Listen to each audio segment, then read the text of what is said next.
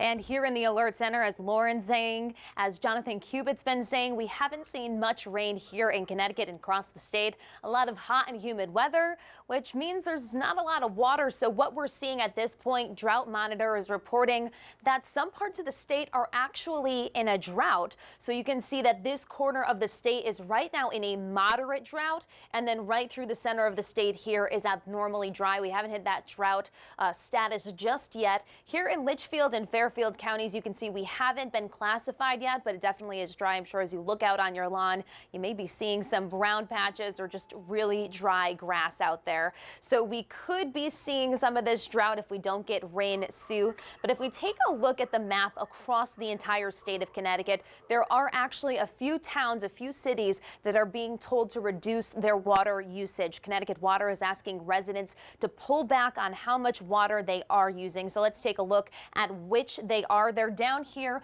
along the coast. We have Guilford, Madison, as well as Old Saybrook. That is Westbrook and Old Saybrook there. So you can see that right there along the coast, right there in the center of the state where we were seeing some of that moderately dry part on the map. They're being asked to reduce water by 10% by Connecticut Water. So some ways that they can do that: you can fix a leak, whether it may be the garden hose outside or maybe you have a faucet. You can fix that leak to try to reduce some of that extra unused water that you have.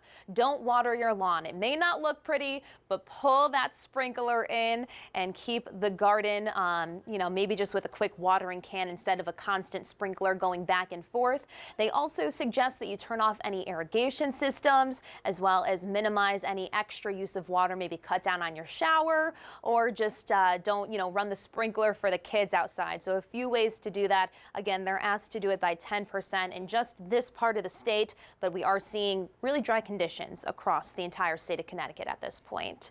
And be sure to download the News 12 app. You can get any live radar that you may be needing if we do get some rain in the hour-by-hour forecast as well. It's all on the News 12 app. Be sure to download it today.